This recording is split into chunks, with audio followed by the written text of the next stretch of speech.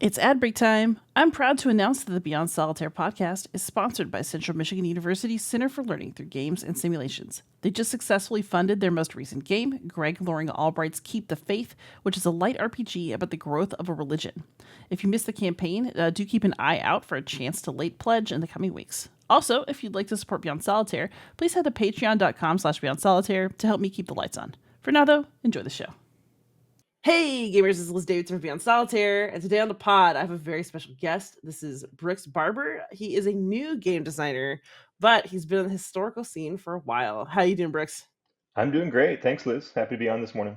Yeah, I'm super glad to get to talk to you. I saw so much interesting stuff from you at Circle DC that it just seemed like the time. But first, so we can talk about your prototypes, but I want to spotlight the fact that you have a game that's coming out from Hollandspiel. So why don't you tell us all about it? Yeah, I'm really excited about this. It's called Sykes-Picot. It's a two-player game about the Sykes-Picot Agreement from 1915, 1916, where two guys from England and France got in a room for a few weeks and literally drew on a map of the Middle East with red and blue crayons to decide which parts of the Ottoman Empire their respective countries were going to control after the eventual fall of the Ottoman Empire.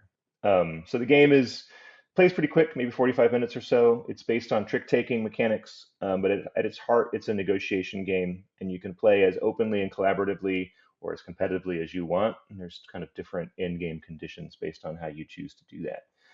So I think it's a fun little tight little game, and I'm excited to see it come out in just about 3 weeks. So, What made you choose this particular topic? yeah, I've been fascinated by Sykes-Picot for a long time. I started studying Middle Eastern history in my undergrad over 20 almost 25 years ago, and it's I've been surprised by how little academic treatment there is of this particular event. There's a few things, there's a couple of books, there's a few articles, but for something that seems so seminal to the construction of Middle Eastern politics for the 100 years following it, it seems undertreated in academics. And I think this is a perfect picture of how kind of imperial interests went wrong in that region in particular, and really globally, because I think the Middle East is a flashpoint for a lot of larger geopolitics in many ways. And so this decision that was made over a couple of weeks before they even knew what was going to happen with World War One. I mean, this is right in the middle of the British losing the Gallipoli campaign, so they didn't know what was going to happen, right? And so like they were kind of carving things up and making multiple deals, and it's just kind of this fascinating history of how all of that coalesced into a real mess that they made for themselves after that, and for everyone who lived in that place. And so there's this interesting, I guess, kind of dichotomy between what's going on in that room in terms of like what they're looking at in terms of strategic priorities for England and France, and the fact that there's very little awareness of or attention to the needs of the people who are actually living in this region, whether that's politically, economically, culturally. All of those things are kind of just ignored for their larger kind of global interests, and I think that's evocative of where we find ourselves today in many ways too. So, Nice. So Amabel's games are known for being a little bit of a gut punch. And of course, you and I are in the historical game scene. We're playing things like John Company, like games that really mhm. drive home like how gross you are while you're playing as an imperialist.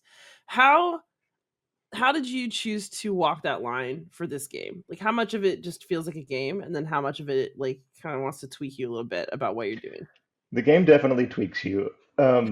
So it puts you in the positions of Sykes and Picot, and so you are the people in the room doing the thing, and you're literally, it uses dry erase markers, so you're literally coloring in the map with red and blue in the way that they did.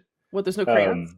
There's no crayons. We couldn't do crayons production wise, but we went. I did send when I originally sent Amabel the prototype. It had colored pencils, but we had to go for dry erase. They're just easier to produce, I guess. But so you're literally coloring those things in as they did, and the map itself. I mean, the whole game kind of reinforces your distance as an individual from the actual physical place and the people that you're kind of dictating the futures of. So as an example on the map, there's a hex grid with kind of strategic symbols that you're trying to look for. Underneath that is the actual map that Sykes-Picot produced, but its opacity is reduced. It's kind of obscured by your kind of imperial lens of what you're looking at. So everything in the game kind of reinforces the fact that you are distant from this place and you are not looking at this place through the same glasses that somebody living there would. And so I think it all drives towards that point of what are we doing? What are we actually doing here? And what outcome is going to come of this work? Nice. What made you decide that Hollandspiel was going to be the right publisher for this game? That's a good question. It just felt right. I mean, I've played a lot of Amabel's games, and it felt kind of in that vein. I think the fact that a lot of games deal with immersion, and a lot of the feedback I got in play testing was, what if you put more flavor text on the cards? What if you told more of a story? What if there was more narrative here? And it never felt right to me in what I was trying to do with the game. Amabel is someone who talks a lot about alienation from the topic as a way to analyze the systems that we're critiquing, and that felt more in line with what the game was trying to do. So it felt like a really good fit, and it turns out I was right. So That's awesome. yeah, So what is the Hollandspiel submission process like? I know that Amabel hates sell sheets, but I have never actually pitched to her. I might one yeah. day if I make my Weird Monk game, but I'm just sort of curious about the process. I've actually never made a sell sheet yet, so I think that is actually not required to publish games. But what's the No. Hollandspiel process like? Yeah, I hate sell sheets. So the fact that she doesn't want them was excellent. Because I think they're terrible and don't do a good job with what they claim to do in the first place. But that's another topic. Um, I didn't know what to expect. So I went to the website, I kind of read the submission form, kind of explained what they're about. They're very upfront. Hollandspiel is about their model, print on demand, and how they might not have as big of a reach as a more traditional publisher and things like that. But if it seems like a good fit, send something in. I just sent an email kind of explaining what my game was about and what I was trying to do, expecting, because I've pitched to other publishers and it takes weeks, months sometimes for people to even respond to you. But the very next day, Mary wrote back and was like, "We're interested in looking at your game. Send us a prototype." Um, I had COVID at the time, and I was like, "Oh no, that was too fast." So it took me a little while, but I put the prototype together. I sent it over to them. That was probably in early August of last year. Um, and they took a look at it, played it a few times, and things like that. And I think by early November we had an agreement in place. So it went pretty quickly relative to other you know pitch processes that I've seen and have gone through myself. But it was pretty straightforward for me. That's awesome. And how long ago? Like you said, it's during COVID that you pitched it. Yeah, so now I can actually time that. So it's been a few years since the initial pitch. Oh no, I had COVID. The pitch was Oh, just you had about it COVID. was just about 8 months ago. Yeah, Okay, so that's shorter. Oh, much shorter. I was like, yeah. wait, are you like me and it also takes you forever to get games out? It takes me Yeah, forever. I mean, I have a couple other games that I've been working on for like a year and a half and trying to get out there, and it's a slow process. I will sometimes uh, reach out to folks and send pitch materials and stuff, and it'll take even, like I said, like 2 or 3 months for just to even get a response in any way whatsoever, even if it's a rejection, right? And so it's just notoriously slow, this game design process. So I definitely feel you there. Yeah. Although, for those who ask me every day, it feels like I did edit some Night Witches maps this morning. So we have player boards, a cover, and maps. So hopefully Getting there, love it. Getting there. Oh dear God. Um, well, maybe we can delay long enough to get through whatever Tariff Nightmare is going Yeah, right. I know. on. But so that long process though has also allowed you to get other things kind of moving in your pipeline. So I played one game that's I guess kind of about pipelines. At Circle DC that I thought was really fun, Spindletop. So let's talk about that one first, and then I want to talk about the other game that you were showing, but that I did not get to actually check out. Yeah. Yeah, sure. So Spindletop is I don't know, semi-historical. It's more of a Euro game than I would call it a historical game, although it's kind of based on historical events. It's a game about the early 20th century discovery of oil in Texas, and so everybody is kind of an oil magnate trying to capitalize on this. Spindletop is the location in Texas where they first found oil. It was just kind of like seeping out of these salt domes in southeast Texas. It has been for centuries. Um, but people showed up and decided that they were going to start harvesting this natural resource, and it exploded. And it was literally, I think when they first drilled down into the ground in that location, um, it was so uncontrollable of a gusher that it just spewed oil into the air for like 3 weeks before they could really even cap it. That was not an uncommon experience for the first couple of decades of oil prospecting in Texas. So in the game, everybody's kind of running an oil company, and so it's got oil, and it uses Texas Hold'em poker mechanics. So it's kind of an action selection system based on poker cards. You're choosing actions by discarding cards to do things on a map. The map is also very Texas. It's a map of Texas made up of what I've called texagons that are tiny little Texases that are kind of tessellated together into the shape of a larger Texas, which people love, and I think they're great too. So it's just Texas in a box: oil, poker, texagons. If you like Texas, you're going to like the game. But I think it's got a kind of a tight economic system as well. So you have to manage your money really carefully. Try to do your actions really efficiently. Sell your oil when in an opportunistic way because the market will change. And then you have to take on debt throughout the game to finance your operations. But you're going to owe all that debt back at the end of the game, and that can knock you down on the points track at the Yeah. So as we learned, I absolutely suck at Spindletop, but it was still fun. I'll just blame the cards. But end. Yeah. but so you mentioned, your very first game is about, Middle Eastern history. It's related Mhm. to your course of study. What caught your interest about Texas? I think I know, but I mean, I'm from Texas. I was born and raised in Texas. I live here now outside of Austin. So, when you're from Texas, you just think about Texas a lot.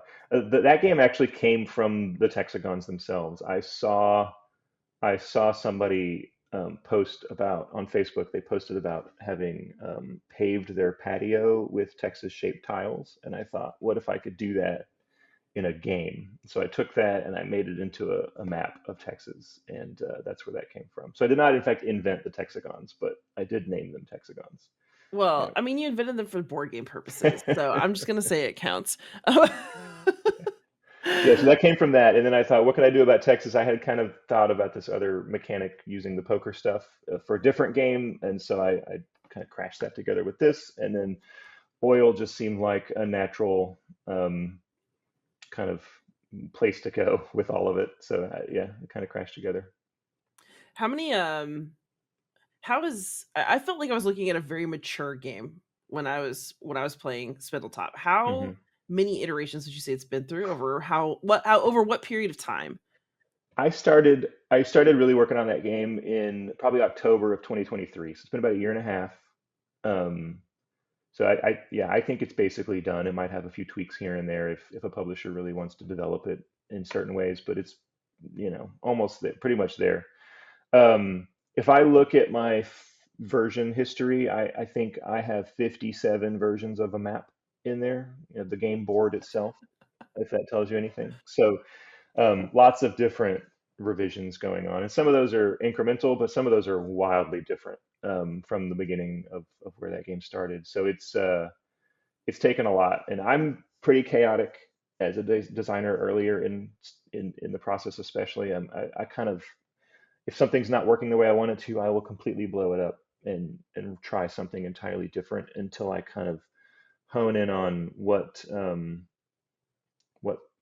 what I feel like is a stable kind of core loop of the game, and then I'll start kind of playing around with the edges of it. But early on, that can be really can take a lot of work because redesigning a game from the ground up like that mechanically can take a month or two. Yeah, absolutely. And then you had one more prototype there. It was Painkillers. Is that what it's I called? did, yeah, Painkillers.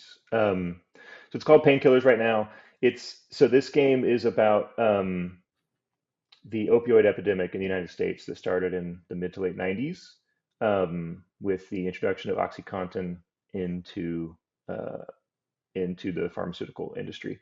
And so in that game, players are running their own pharmaceutical companies, trying to maximize their profit in the central Appalachian region of the United States, which is where they kind of first targeted with these medications, without taking too much blame and too much I guess, responsibility for the overdose and death that ultimately occurs from your actions.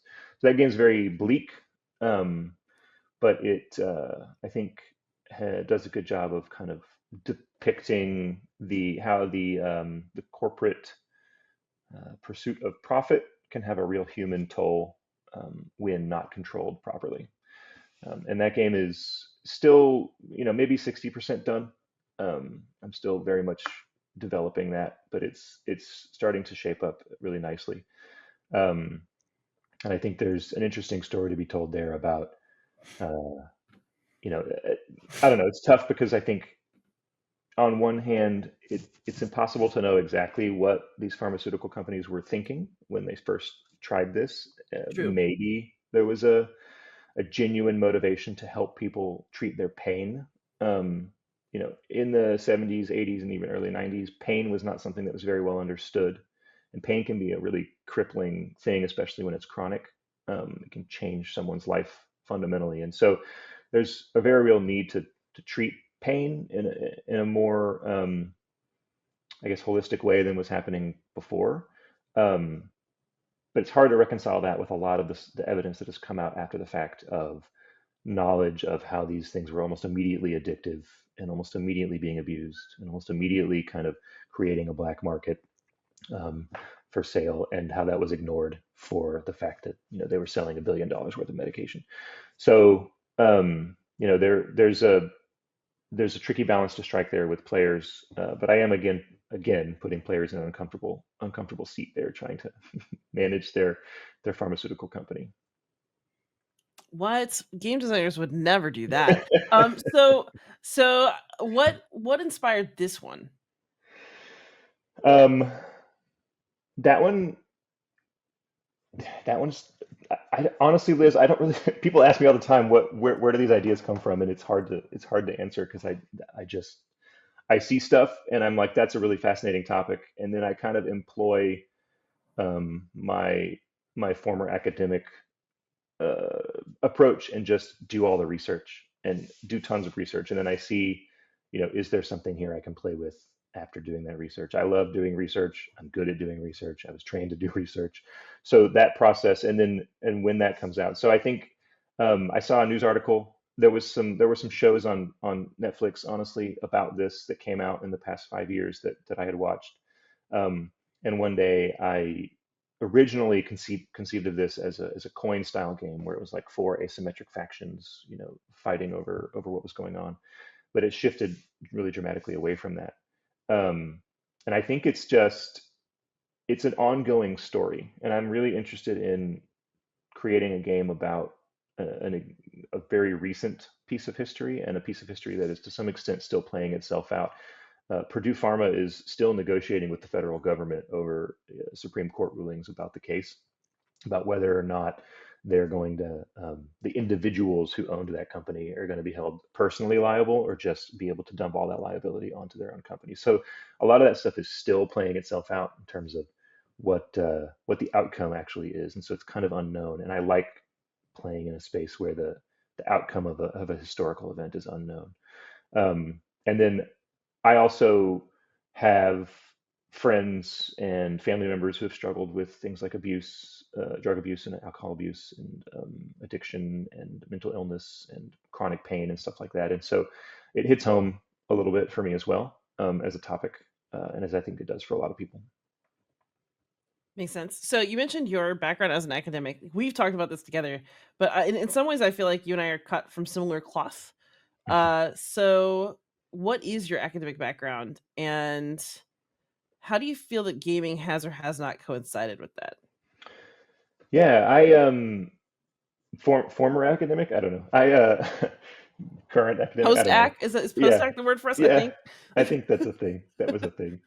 Um, yeah. So I have a PhD from Catholic University of America in comparative theology. So I wrote my dissertation about the concept of poverty as a spiritual ideal in the work of Bonaventure and the work of Al-Ghazali, kind of 11th and 12th century theologians in the Catholic and Islamic worlds. Um, Obscure topic, but I spent probably 16 years of my life studying the Middle East, studying Arabic, studying Islam, comparative religion, comparative theology stuff. Um, and so that definitely shaped the way that I look at the world, and the way that um, I think it gave me tools like, like I was talking about research, right? And when I'm handed a topic, I can very easily understand where to go to figure out more about that. And I have my own methods of, you know, where do I start and how do I find the right resources. One of the trickiest things about research is finding the right sources, because sources all have bias, and you want to make sure that you're not leaning just all into the ones that are biased in a very specific direction, and you have to make sure you're looking at the broad spectrum of thought about a specific topic.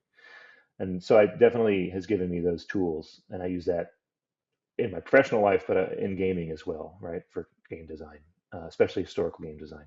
But I think more broadly, having an academic background um, gave me a few things. It taught me that no matter how much I know about something, there's always somebody who knows more, and there's always I know I learned that the more I learned about a specific subject, the more I knew I didn't know about that subject. The vast knowledge of stuff that existed out there that I would never be able to understand or master. Um, and I think that that is to some extent comforting to me, which for many people it's not, but for me it's comforting in the fact that um, there's so much more that I could know and learn, and that others could know and learn and benefit from, but also that you know, I don't have to feel like the person in the room who's ignorant, right? I don't have to feel like the person in the room who doesn't know as much as the person next to me, because there's this vast world of stuff that nobody knows. So that's interesting to me. And then I think it also taught me about how to, especially with my comparative kind of theology and religious background, how to look at things from multiple perspectives, and how to understand things on their own terms and allow them to exist on their own terms without trying to, um, I guess, impose my own value system, my own thought process, stuff from my own cultural background onto that. And I did a lot of interacting with people from other, religious backgrounds. There was kind of a Muslim Christian dialogue coalition that I was part of in my academic career, and things like that. So I learned a lot about how to have those kinds of cross-cultural conversations, which I think helps significantly with things like empathy and emotional intelligence and all of those skills that people could use on a day-to-day basis. So I think my academic background just made me a better person, honestly, as a better human in a lot of ways. But I think it also informed how I approach my professional life, but also kind of gaming stuff, right? It opened up my horizon to um, you know other parts of the world that are interesting, and I think currently it informs a lot of my the way that I research games and the way that I try to put myself into kind of the mindset of the people in the game, the characters, the actors, the people with agency in that game. It also definitely makes me want to never create a game in which I gloss over people who might be marginalized or might not have as much agency. And finding ways to represent those people in the game is really important to me. Even if you're not actually kind of like occupying that role as a player, I think it's still really important for those voices to be heard and to be represented and to be, um, I guess, treated with care. Makes sense. Yeah. Do you have you always been a gamer, or is that something that you picked up later? I've always been a gamer. I took a bit of a hiatus, but I mean, since I was a kid, I've loved games. I loved playing Axis and Allies with my uncle when I was like 10. He showed me that game, and I was like, "This is incredible," and I was hooked on big, messy, complicated, weird games ever since. Um, so yeah, I took a little bit of a hiatus, probably at the wrong time because it was like right when board games were really having a moment, probably from about 2010 to like 2018. There was this time where I kind of stepped away from the hobby.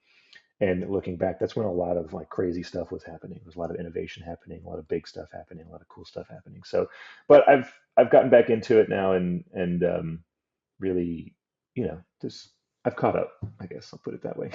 But yeah, I've always loved games. I just love the way that they bring you in. It's a social activity, but it's also like this mental exercise for me. And especially historical games, I've really loved discovering the way that they can teach you things or make an argument or have you engage with a system of power or a system like a cultural system or something like that that you wouldn't normally. I think it's a really accessible way to do that in a way that like books are not. I love reading, right? I love books, but it can be intimidating for somebody to approach a historical subject by going, go read this thick, encyclopedia of stuff about this topic.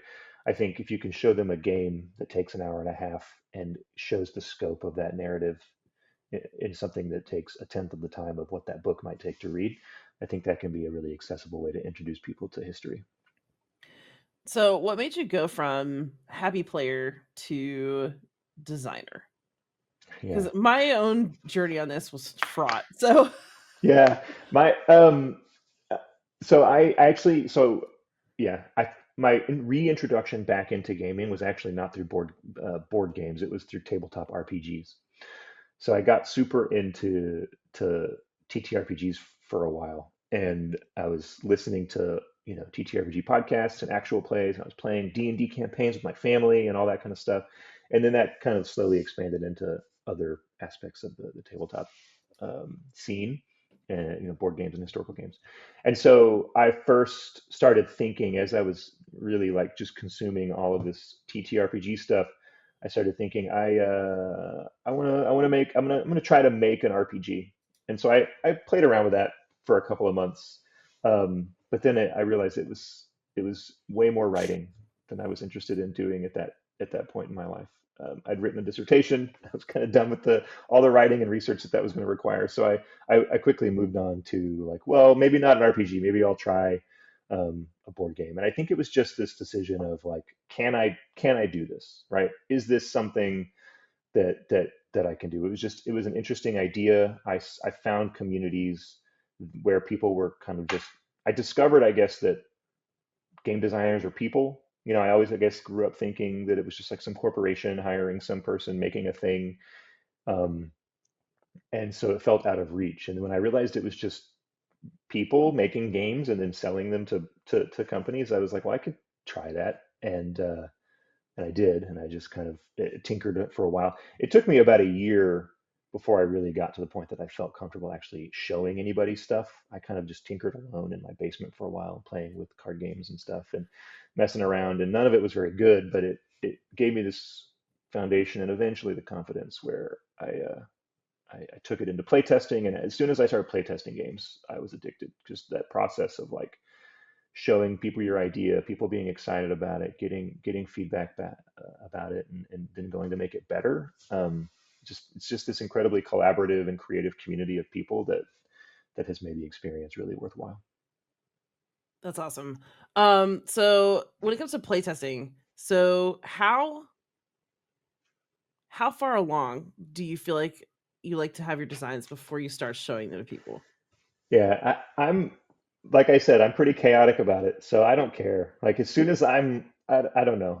I get something going, and as long as it kind of works, I throw it out there. I'll just throw it out there. And I have a smaller group of people that I'll show it to first that I kind of trust their opinion about. Um, but I will throw complete garbage on the table and be like, what's happening here? Like, I don't even know what the in-game condition is. I don't fully know what the economy looks like. It's certainly not balanced. I just want to test to see if like this basic mechanical thing is reinforcing the theme I'm trying to go for. And if that feels like it's, pushing, working together well, then I'll start finding ways to make that other stuff work. I know a lot of designers are more hesitant about that, and they like keep it a little more secret into themselves early on. But I'm very much a just get it out there, see what happens. It might be embarrassing and terrible, but it's that's in my opinion that's the fastest way to make it better, in a lot of ways. And I also like those early play tests because the the the spectrum, the scope is wide open at that point, right? So it's a really, especially if you have a group of people that you trust to provide ideas, you can kind of brainstorm along with the play testing, and find kind of solve problems as you're going. And that. What about you? Do you how do you feel Ooh, about I'm much more finicky. So I think one of the reasons it? I like co-designs actually is that I have somebody to bat it back and forth with until I can get it out of like the ugly stage, Yeah, if that makes sense. yeah, So David and I, before we show our games to anybody else, have played them several times. yeah. But I think you were there when Dave and I were playing what became Queen of Spies together for the first time at Circle DC a couple years ago. Hmm. But that was not like an official playtest. That was just sort of like, oh, we're playing, and like people come. And actually, y'all's feedback was great, and I'm really Yeah, glad that people saw it in that moment because I think it's come a long way since then. yeah. But I am very shy about having Hmm. like formal playtests for things that I don't feel like have hit like a personal threshold. I think actually working at Leader is starting to exacerbate that though, Okay. because people cite things that Cole said in a Root interview like 8 years ago or something like that. I don't even think it's been out that long, but you know what I mean? Like it just Yeah, feels that way. yeah, Um, but there's that kind of like, you get held to things that you say. And so I just say nothing. And so people will be like, what's going on solo? And I'm like, because I don't want to make promises I can't keep. right. But at the same time, I don't know. So you played Foxes and Lions at Circle DC, and that was the most raw I have ever let anybody see anything in that sort of context. And ultimately, I think that was really, really good for Paul and Hmm. me. We got a fresh direction with the game. There was a lot of feedback, but it was like what we needed. So maybe I should be less reticent about it. Yeah. But I also think that I did well with it because I handpicked people who I trusted, and it made that test what I needed it to be. Like, Yeah. Yeah, and I think that's key. I mean, there's definitely a threshold, right? And I'm learning that too as I'm going to more of these events, right? Like SDHisCon and Circle DC. If you're going to schedule a play test at somewhere like that, I think it's probably better to have a little bit more, developed farther along game because one, I don't want to waste people's time. right. Like their time's very limited. Two, you might have publishers and stuff in there playing your game, and if you set a bad first impression about what that game is doing or what you're doing as a designer, that can work against you long term, right? So I think there's definitely a different, I think, equation happening at those types of events. I do a lot of playtesting online, and in those places, I just kind of throw stuff out there. I am probably learning that as I progress farther in this process, I might need to get my designs a little bit farther along. But I also think as you get better a designer, you start to recognize some of the stuff you wouldn't have recognized before faster on your Yeah. own. And so you can kind of fix problems that you might have taken into a playtest before. But with Foxes and Lions, right? Like I think I'm really glad that y'all brought that and tested it because if y'all had kept developing it in that direction, the direction Right. you were going, that would have been ultimately time that you had wasted instead of getting this new one to take it down the path that's going to make the game a lot better. So um, I think it's a double-edged sword in some ways because if you develop it Yeah. too much and then the game kind of crystallizes into this state that can't be changed easily, that now you've really cost yourself a lot of time. Yeah. I took a big risk and kind of showed my belly because Jason Carr and Joe Dewhurst were also in that Hmm. test. And I Hmm. brought Dan Bullock because he doesn't like coin. So he'll be glad with the directions that Fox's Alliance is taking. But Yeah. but it's a game that could eventually be a fit for GMT. And you don't want to show them some crap and then they never Right. ever want it. But in this case, I was really happy because Jason and Joe both had really good feedback and would like to see it again in November. And Hmm. so I think that to me that's a very positive outcome, Right. especially for a game that's that size. Because the other thing is that when it's a David and me game, we're making things for one or two people that are like very tight, and so it's really easy to iterate because we can just play it, talk about it, play it, talk about it, play it, talk about it. Fox's Lion is a 5-player game at Yeah. its in its ideal state, and so you got to find 5 players Yeah. and 5 For players who know several how to talk about hours. games. Yeah, I Yeah. mean, it's a miracle we got that chance, and I'm really grateful for it. Yeah. Yeah. And the bigger the game gets, the harder it is to play test repeatedly, um, because they take longer and it's more people, and you don't want to ask too much of folks. You want to try to give back as much as you're taking and things like that. So it's a tough balance with those really big games. But I'm really excited. Foxes and Lions was probably the my favorite thing that I played around with at that convention this year. Just one, I don't know if I told you that, but it was my favorite um, play test of that week, that weekend. I think there's a lot of cool stuff going on there, and I'm really excited to see where that goes. Well, I appreciate that, and then also I hope you're coming to SDHISCon because I can just make you do it again. Yep, I'll be there, and I'm looking forward to see what it looks like in 6 months. I think it'll be great. This also makes me think. So, Foxes and Lions is also the biggest thing that I've worked on. It's just a big boy. Hmm. So how do you think about like I guess the sizing or the scope of the games that you're choosing, especially because you're designing alone? Do you have a sweet spot, or do you think that you want to push? I don't think I have developed a sweet spot yet because I'm all over the place with my designs right now, and I don't know that I'll ever kind of settle into a specific thing. But like Sykes-Picot, for example, is a two-player only, 45-minute, pretty fast card game. Um, Whereas Painkillers is I don't know, eventually probably 1 to 5 player, potentially 2 to 3 hour kind of experience. It's a little bit heavier. Um, so I don't know that I have a sweet spot. I think what I try to do is figure out who I want the players to be. Who are the players, and what agency do they have in the game, and how are they affecting the outcome of the game?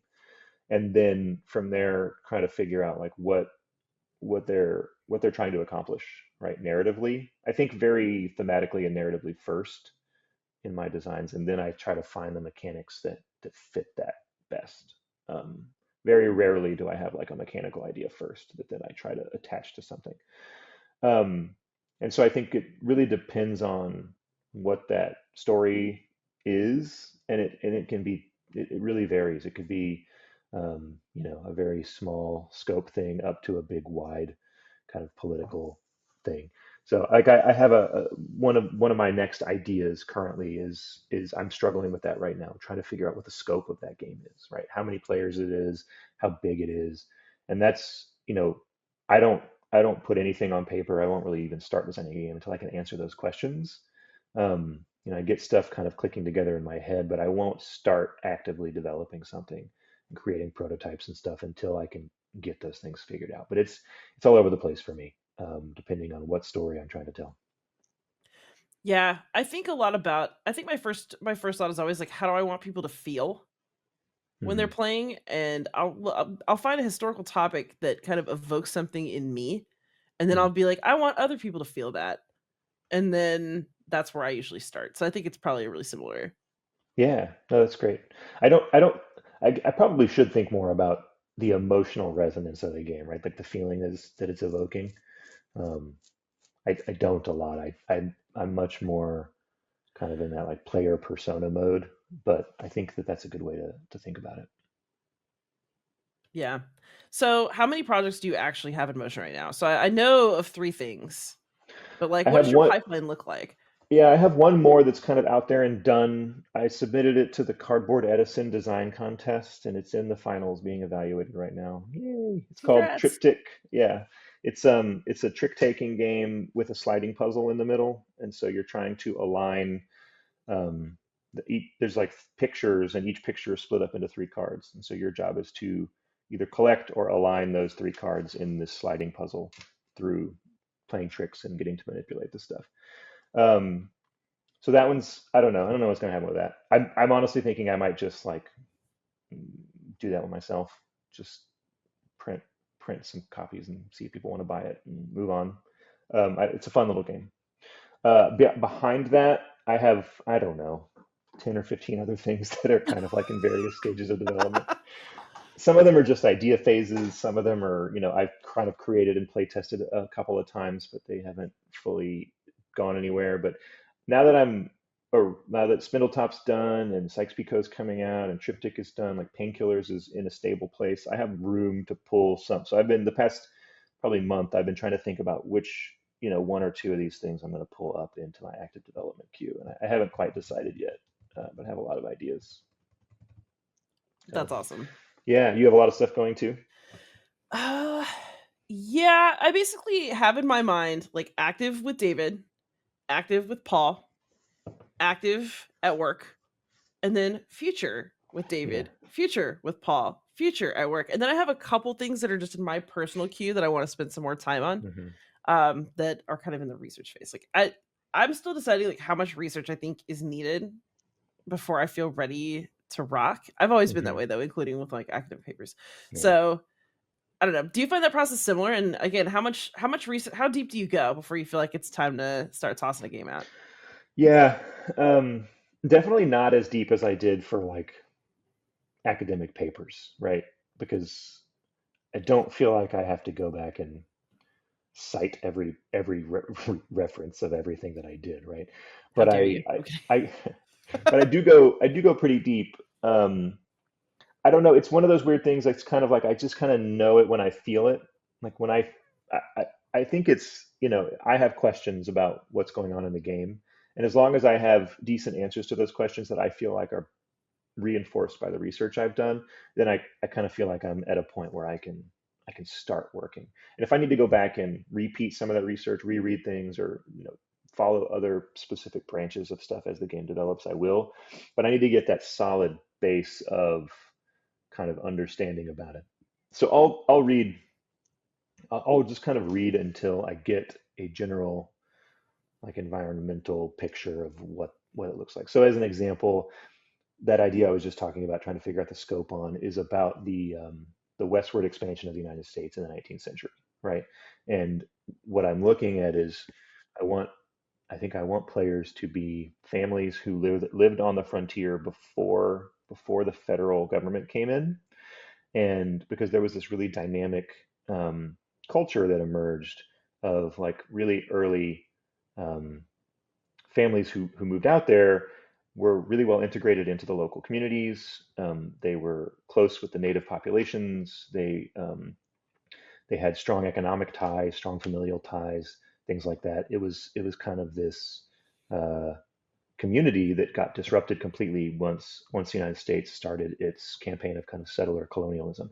And so I want those players to feel the pinch of, do I have to make a choice? Do I start catering to this encroaching kind of federal behemoth of the United States, or do I try to retain and strengthen the ties of my local community and try to ward off statehood, right?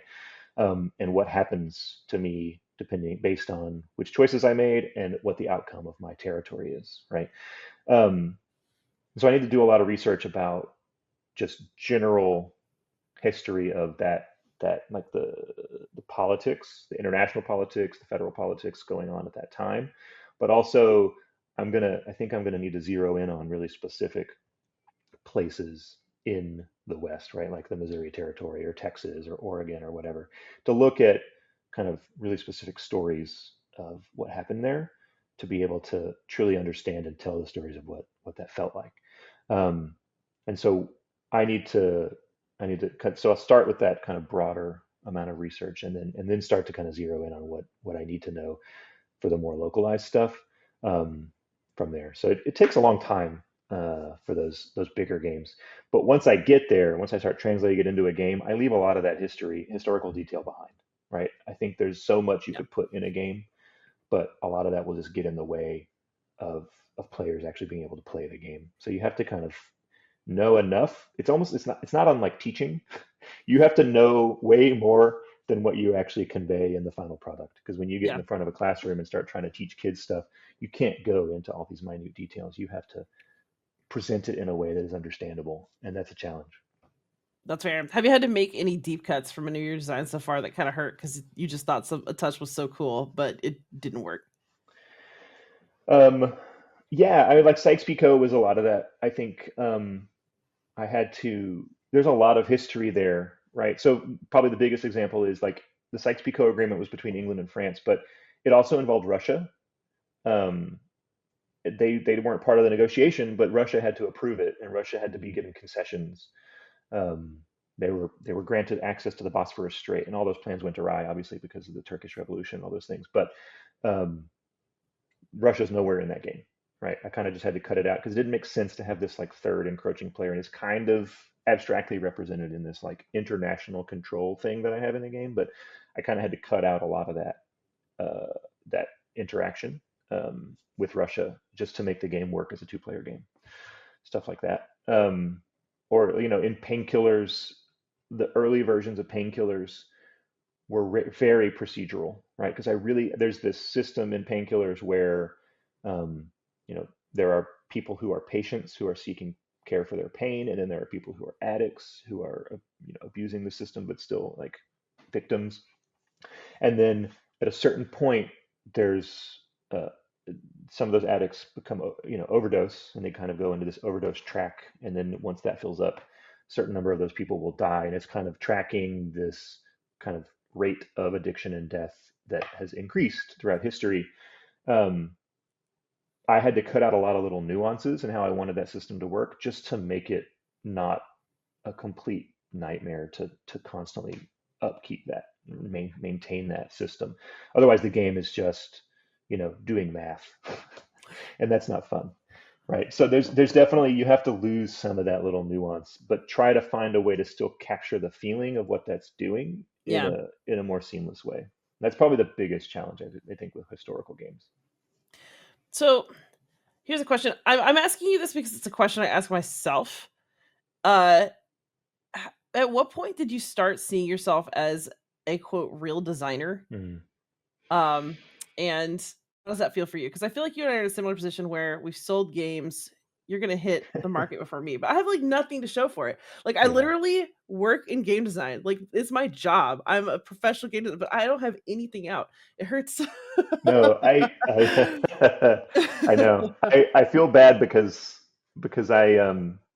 I know a lot of people who got games signed way before me, and mine's coming out at the end of this month, and No, it's good. You should never feel bad. You I'm should just I'm enjoy happy it. about it. I'm proud about it, but I kind of feel for the people who are it's taking like 3 years to get stuff to the market.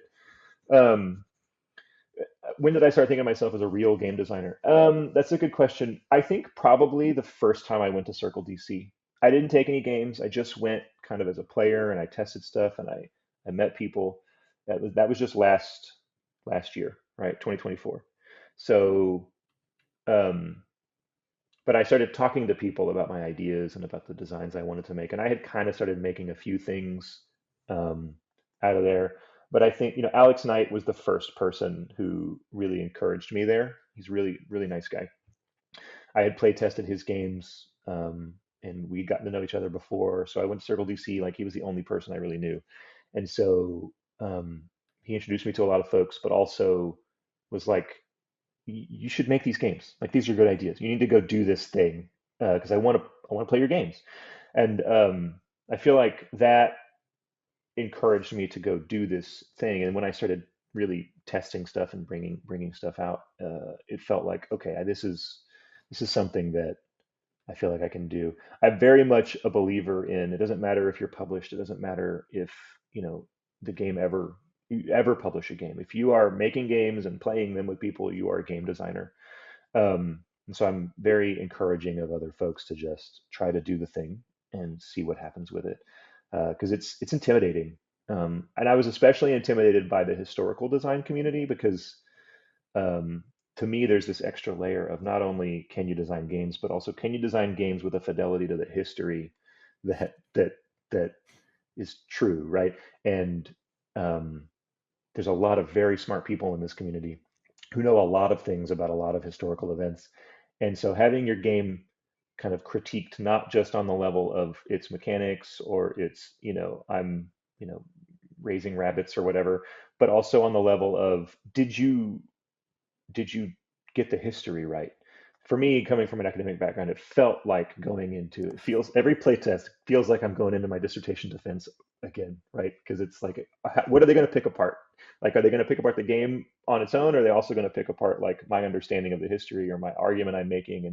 And that feels way more intimidating to me. Probably it shouldn't, but that's kind of where I am.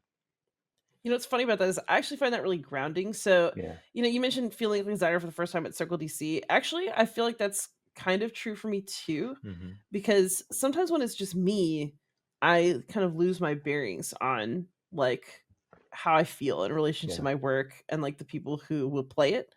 Um, but at Circle DC, everybody's there. There's so many prototypes. Everybody wants to help.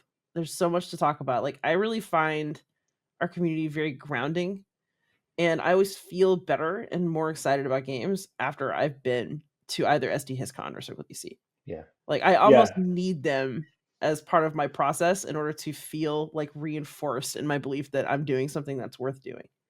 No, I totally agree. I think this hobby is best done in community with other people because that's where, um, first of all, the community, at least the ones that we're talking about, are really great and really strong and really encouraging.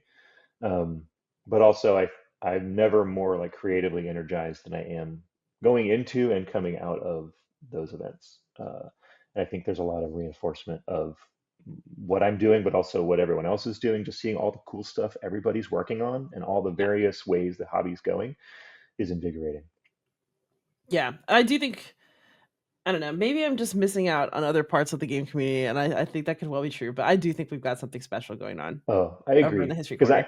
I do participate in those parts of the community. I'm actively involved in other playtesting communities. Protospiel Online is a big one. Break My Game is a big one because I need that playtesting stuff more regularly, and those have a lot of really great people in them too, doing really cool stuff. Um, like Zoe Allred, I know you talked with it a while back, and Zoe's great. I love playing Zoe's Oh, hell yeah. games, stretching the boundaries of what can happen. And I think there's a lot of other people doing stuff like that too that you know are only in those other spaces that aren't in the historical community. And so there's lots of people who are making games that aren't necessarily historical but are still really innovating and pushing the boundaries of I think what gaming can look like, which I think is fascinating. Love it. All right, so, I'll ask then actually, I wanna ask one more serious question Hmm. and then go into the softie. So you mentioned all these, like, playtest communities that you're a part of. So I am actually really bad about finding, like, more communities to playtest in, Hmm. but I wanna know what you're doing because I think that's cool, and I think that other people would probably also benefit from that too, maybe also me. So what kind of groups are you joining? How do you find them? And how do you pick which ones to stick with? Because I feel like that's a big Yeah, issue too. sure. So the very first one I joined is it's almost all on Discord. I'll put it that way. The vast majority of it functions through Discord. Um, I tried Facebook group stuff and it's not the same for me. Didn't hit with me. So a friend of mine on formerly at Twitter, but now Blue Sky, named Jason Katzwinkle, started a Discord server, the first one I joined called Cardboard Commons, where it's maybe, I don't know, 10 or 15 active folks who design games and get in there, but it's folks who are really serious about it. Lots of us have games signed now over the past year. It's kind of it felt like a good entry point for me because it was other people who were new and weren't quite kind of signed yet and were at the same stage of development as I was as a designer. And so it's felt really cool to kind of grow up with that group of folks and see everybody's games start to get recognized and signed by companies and things like that. So that's been a really good one. But Cardboard Commons is very open to new people. If you want to go look for us on Discord, come look. The other two big ones I would say are Break My Game, which is a almost 5,000 person Discord community Wow. on there. It's huge, and they have playtesting like 10 times a week online. different times of day, different nights. I host one on Sunday nights, at least U.S. time. Um, and it's a little tougher there for bigger games, but there are several historical focused people. But they do lots of cool playtesting events where you show up and bring your game. But they also have a lot of other really cool resources in there from a lot of people who know a lot about the industry and have some success there. So they'll look at your sell sheets, they'll look at your pitch videos, they'll look at your rules document and give you notes on that kind of stuff, answer any kind of business questions you have. So like it's a really good, thriving, cool community. Matthew Hawker is a good friend of mine, and he's the one who kind of runs that online community. He's really great. He's got some cool stuff going on with his games too. And then the third big one I'll mention is probably Protospiel Online, which they host 3 events a year: January, May, and August. It's kind of a weekend long. For those who don't know, a Protospiel is like a game playtesting convention. They do also happen in physical locations. There's big ones in it like Atlanta and Milwaukee and Chicago and other places. But Protospiel Online started during COVID and it's continued. And so 3 times a year, there's like a weekend long, it's like 60 straight hours of playtesting. People are just on all weekend doing stuff. Um, and the cool thing about that one is that since it's this dedicated, really long amount of time, you can get longer games in. People will do unguided tests of your game. So that's where I like to take my games because it's hard to get a three hour play test in. But I know if I go to Protospiel, I'll at least get that game tested a couple of times while I'm there. Plus, there's a lot of cool stuff that other people bring, and there's people from all over the world. People from, I know people from Turkey who come, people from Hong Kong, some folks from Africa have been in there occasionally. So like it just varies. Lots of people from Europe as well, Australia. So it's a diverse global community in there in a way that you don't find elsewhere because it runs like 24/7 for that time frame. Um, so that's a really cool one. So those are the 3 big ones that I'm active in, and out of that, I probably get playtesting done a couple times a week at minimum, which is really helpful. That's amazing. Yeah. How much of other people's stuff do you play test to kind of pay it forward? A lot. Yeah.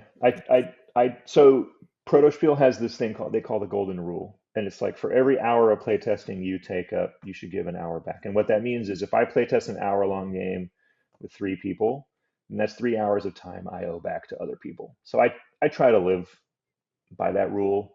It's hard sometimes, but there's definitely weeks where I just won't bring my game to the event that I'm hosting, and I'll just play everybody else's stuff and things like that. So, all in all, I think it's just do your best to make sure that you're not just taking from the community, and make sure that you're contributing to the community by giving your time, your feedback, and all that stuff. So, just be a decent human being.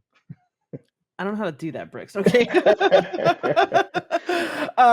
Okay. So now for some softy questions. So, I mean, I know you've been playing a lot of games then. What is something that you have played recently that really brought you some joy, excited you? Oh man, that's a tough question. Joy makes me want to say Molly House, but I haven't actually played it yet. I got it, but I'm learning it and I want to play it. Um, let's see. So I'm going to call out a couple of games by some of those folks I just mentioned. Matthew Hawker has a game called Hollow that I think is really great. It's a game that doesn't have a victory condition, Ooh, I um, like this. and it plays up to like 8 people, and so you get. Let me see if I have it. Do I have it? Yeah. I'm going to show people. I don't know if people can see this or not, but you get these. You pick whether you want like what your desire is, and you start out as a hollow person. And when you're hollow, you can only do certain things. The other thing you can do is try to steal cards from someone else because your goal is to try to like get get a specific card that you've chosen. Like I wanted change, right? And if you choose to steal, then you flip this card over and you're now like whatever your darker self is. And there's a whole bunch of these, right? And each of these darker self cards is unique. And so then but your win condition also changes once you have a dark desire. So either you're hollow and you try to kind of satisfy your desire you chose at the beginning of the game, or you can go to satisfy your dark desire and try to do that. If you do both of those things, then you're consumed, and by your own desire because you can't pick which one you wanted, things like that. So it's just a really fun, interesting game. It plays really quickly, and it's got a lot of really cool kind of interactive dynamics going on. And I've really, really, really enjoyed playing that game quite a bit. So Awesome. Yeah, I just got this is showing publication in 2026. yeah, so So I it'll be think even better by the time you can yeah, just get it at a store. yeah, it's not out yet, but it's getting there. I think Matthew and Zoe are gonna. I think they're gonna publish it through Lunar Punk, their new publishing company. So Fantastic. And then if people want to follow you and your work, where do you like to be found online? I'm mostly on Blue Sky and Discord. My handle is Roll Plus Fun, ROLLPLUSFUN. But also my name and face are on those things, Brooks Barber. So you'll see me. Um, but yeah, mostly Blue Sky. I'm on there posting about games quite a bit. Um, and if you want to friend me on Discord, please do. I'm there. If you want to join some of those communities, hit me up and I'll send you some links. Fantastic. Brooks, thank you so much for coming on. I mean, it's I could just talk to you, but it's fun to talk to you in this context. Yeah, thank you, Liz. I appreciate it. I appreciate it for bringing me on. It's been a lot of fun. I'm looking forward to this journey we're on. Absolutely. All right, everybody out there, you can find me online anywhere as Beyond Solitaire. Once again, Brooks, we appreciate you. And everybody out there who's listening, please like, subscribe, comment, ask questions, and most of all, happy gaming.